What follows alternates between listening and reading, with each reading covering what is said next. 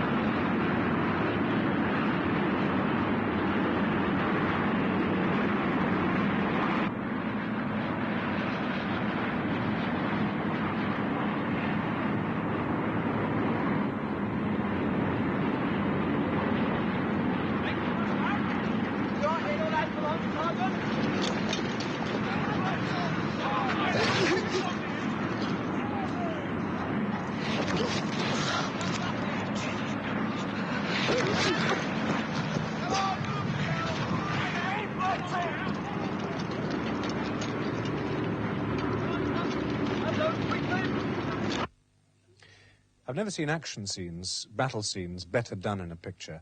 I'm thinking in particular of the parachute drops, which are really spectacular. And presumably they weren't a job where you much wanted to take two. Now, how did you make sure that wouldn't have to happen? Well, firstly, let me say I'm immensely thrilled that you do think that they are viable and acceptable, because obviously that was very important indeed. And I'd like to perhaps come back to the battle sequences further if you'd like to talk about them. But let's go to the parachute drop. We really can take no credit for that. In that, other than we experimented a great deal on the best possible way of recording it, both in the air and from the air and from the ground. We had 19 cameras each time we dropped, about 6 of them remote and 13 of them operated. But the actual drop was done by the British Airborne. And we bought these Dakotas, as I've told you, had them fitted with the correct chute release, and then they were sent to England, and the parachute regiment practiced in them, practiced their drops. And then it was they who, I mean, the sons, as it were, of the men who actually did the army drop, who dropped for us. The Army and the Air Force organised it, and although, of course, it costs an enormous sum of money, it didn't cost the British taxpayers anything, because we had to insure everybody and supply all the medical reserve forces and all that stuff, of course, which we were very happy to do. Also, talking of the action sequences, what you realised, it seems to me triumphantly, and I haven't seen it done as well in a film before, is the fact that for my generation and generations younger than mine, the machinery of warfare is dramatic and indeed has a beauty of its own. I'm thinking particularly of the Bailey Bridge sequence, which is absolutely beautiful, but it's just about the putting up of a bridge. That was a marvellous decision, I think. Well, I'm very glad because, again, the decision, the arbitrary decision as to what to include and what not to include, and when you're telling a story which has such a dynamic to it, to take the time out to do that,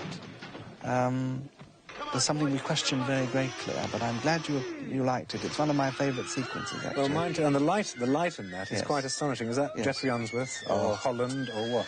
Well, of course, it's God and Holland, yes, but it's also Geoffrey Unsworth very much to the fore. He is the most incredible cameraman. We obviously shot it on a number of days so that we could cover both dawn and dusk. But he's a miraculous cameraman. I've worked with him, I suppose, for 35 years as an actor now, and I don't think there's a better cameraman in the world. And he doesn't just paint pretty pictures. his contribution to the atmosphere and to the whole requirement dramatically of that sequence is phenomenal. He thinks so deeply about everything, and he is immensely creative in adding to the sequence rather than merely recording it. A Bridge Too Far was some 3 years in the making, as was Disney's latest...